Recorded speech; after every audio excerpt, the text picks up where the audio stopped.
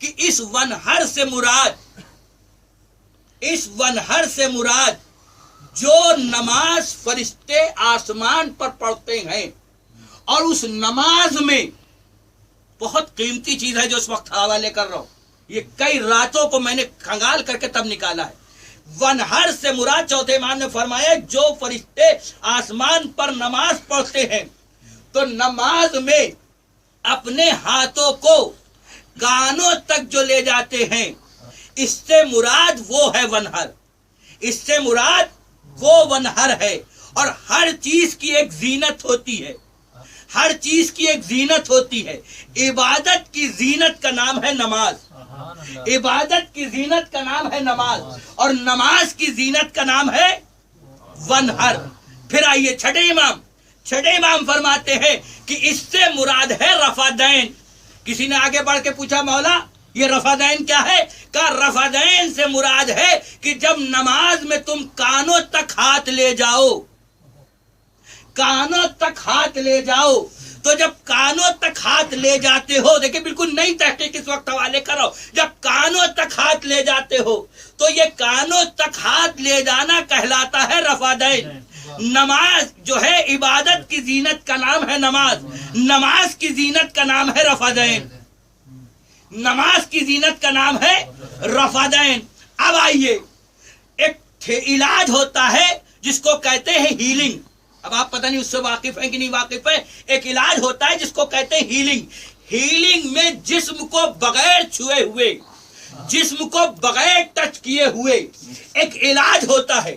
ایک پیالے میں پانی ہوتا ہے، ایک پیالے میں نمک ہوتا ہے، جس میں انسانی کو وہ چھوتا نہیں ہے بلکہ ایسے ایسے ہاتھ کو گھماتا ہے، نمک کو پانی میں ڈالتا رہتا ہے، اس کے ذریعے سے بغیر جسم کو چھوئے ہوئے علاج ہوتا ہے۔ اس علاج کی خاصیت یہ ہوتی ہے کہ سب سے پہلے وہ کہتا ہے اپنے دونوں ہتھیلیوں کو ایسے رکھیے۔ کیوں؟ اس لیے کہ جسم انسانی میں جو چیز اثر کو سب سے پہلے قبول کرے اسے کہتے ہیں ہتھیلی۔ جسم انسانی میں جو چیز سب سے پہلے اثر کو قبول کرے اسے کہتے ہیں ہتھیلی۔ اب ہمارے چھٹے امام فرماتے ہیں جب کبھی نماز پڑھو اور دعا مانگو تو دعا مانگنے کے بعد اپنی ہتھیلیوں کو چہرے سے مس کرو، اپنی ہتھیلیوں کو چہرے سے مس کرو، اپنی ہتھیلیوں کو چہرے سے مس کرو۔ آسانی سے نہ سن لیجیے گا، جملہ آپ کے حوالے کر رہا ہوں کہ اس ہتھیلی کو اپنے چہرے سے مس کرو۔ ہیلنگ کہتی ہے کہ جسم انسانی میں جو چیز اثر کو قبول کرے وہ ہے ہتھیلی۔ امام کہتے ہیں اپنی ہتھیلی کو دعا مانگ کے چہرے سے مس کرو۔ مولا کیوں؟ کہ اس لیے کہ تمہاری دعا قبول ہو یا نہ قبول ہو رحمتوں کا نزول ضرور ہوتا ہے۔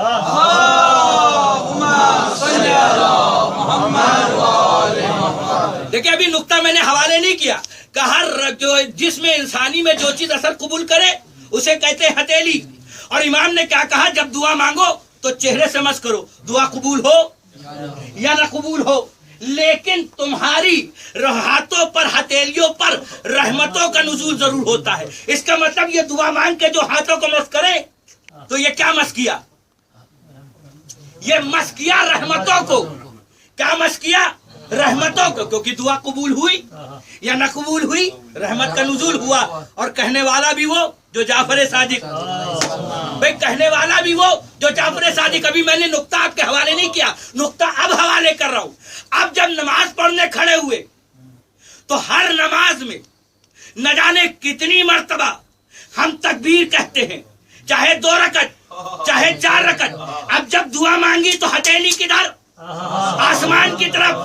جب نماز پڑھی تو ہتھیلی کدھر؟ بھائی ہاتھ جب ہم نے دعا کے لیے مانگا تو ہتھیلی کا رخ کدھر؟ آسمان کی طرف۔ جب نماز کی تب ہتھیلی کعبے کی طرف، کعبے کی طرف ہتھیلی۔ کعبہ کیا ہے؟ چچا خانہ ہے علی کا۔ کعبہ کیا ہے؟ چچا خانہ ہے علی کا۔